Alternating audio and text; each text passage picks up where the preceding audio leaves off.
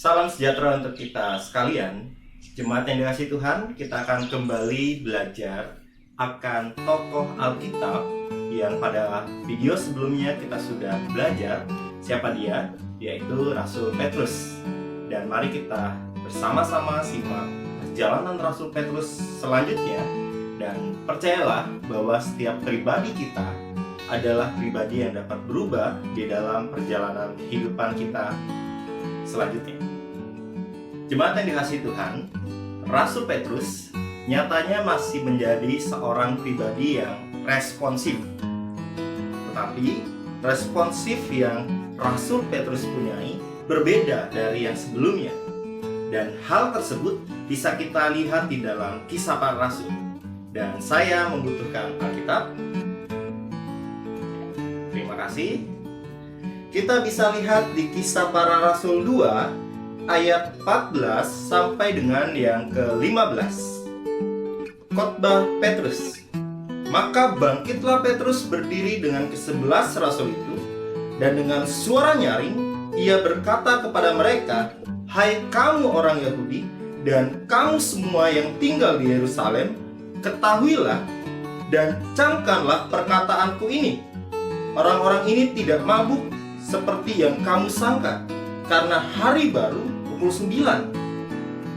Tetapi itulah yang difirmankan Allah dengan perantara Nabi Yoel." Dan pada ayat-ayat selanjutnya kita melihat bagaimana seorang Rasul Petrus bersaksi. Pribadi yang dahulu menyangkal sebanyak 3 kali menjadi pribadi yang mempersaksikan kebangkitan Kristus dan karya keselamatan yang Kristus telah anugerahkan kepada kita. Responsif yang hebat dengan suara yang nyaring. Itu yang pertama. Hal kedua yang menjadi sebuah perubahan di dalam Rasul Petrus adalah dirinya mempunyai pola pikir yang berbeda. Sebelumnya dirinya adalah seseorang yang mengkotak-kotakan keselamatan, berita keselamatan, tetapi setelah Tuhan menyapanya, ia menjadi pribadi yang sangat terbuka kepada siapapun yang ingin mendengar tentang berita keselamatan. Hal ini bisa kita lihat dalam Kisah Para Rasul 10 ayat 34 sampai dengan 36. Lalu mulailah Petrus berbicara, katanya, "Sesungguhnya aku telah mengerti bahwa Allah tidak membedakan orang. Setiap orang dari bangsa manapun yang takut akan Dia dan yang mengamalkan kebenarannya berkenan kepadanya. Itulah firman yang Ia suruh sampaikan kepada orang-orang Israel, yaitu firman yang memberitakan damai sejahtera oleh Yesus Kristus yang adalah Tuhan dari semua orang."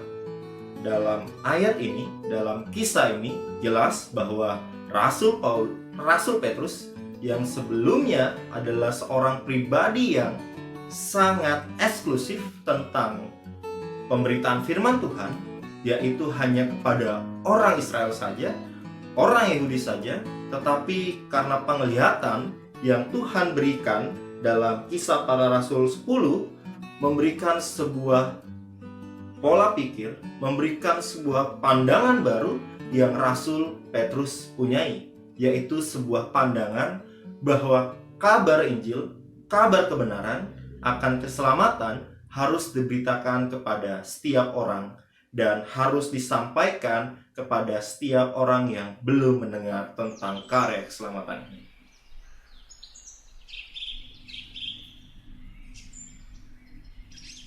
Adapun hal yang ketiga yang tercatat di dalam sebuah naskah bernama Actus Petri cum Simone, sebuah kisah perbuatan dari Simon Petrus. Dalam naskah tersebut diceritakan bagaimana Roma di bawah pemerintahan Kaisar Nero memberikan penyiksaan yang sangat luar biasa kepada umat Kristen pada saat itu. Mereka disiksa, mereka dipenjarakan, bahkan tidak sedikit dari mereka yang mati.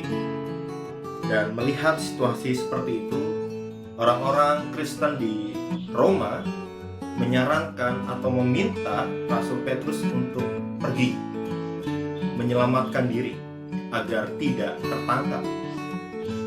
Di tengah perjalanan, Rasul Petrus bertemu dengan seorang yang ia kenal, yaitu Kristus.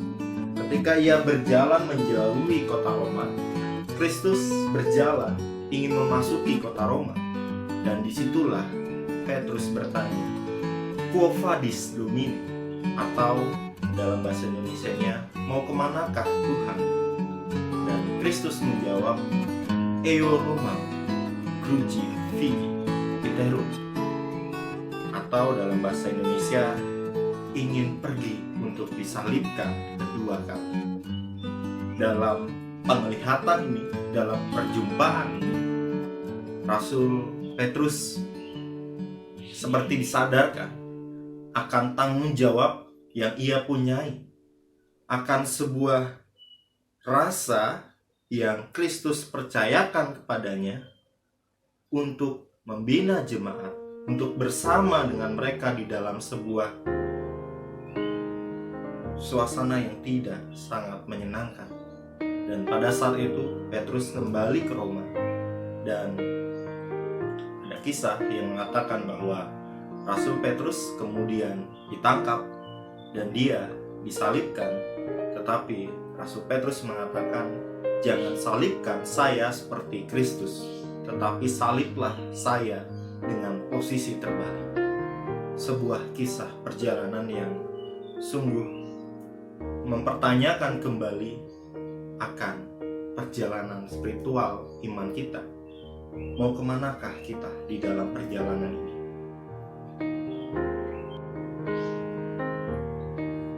Perjalanan kehidupan Rasul Petrus adalah perjalanan kehidupan kita pribadi lepas pribadi. Kehidupan yang pernah jatuh, kehidupan yang pernah menyangkal Kristus, kehidupan yang jauh dari jalan Tuhan. Tetapi kita oleh terang keselamatan Kristus, kita diajak bangkit, kita diajak untuk terus berjalan di dalam jalan kebenaran. Sebuah panggilan yang Tuhan berikan kepada saya dan juga Anda untuk berjalan menuju terang Kristus. Sehingga ketika kita ditanyakan, "Quo vadis?" mau kemana?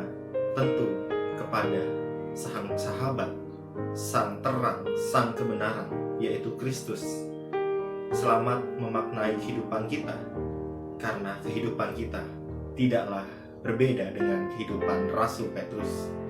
Tetapi saya mengharapkan, dan kita semua tentu mengharapkan, ending dari perjalanan kehidupan kita adalah di dalam nama Bapa, Putra, dan Roh Kudus, bersama dengan Sang Pemilik kehidupan. Kiranya Tuhan memberkati kita di dalam pembelajaran akan tokoh Alkitab selanjutnya.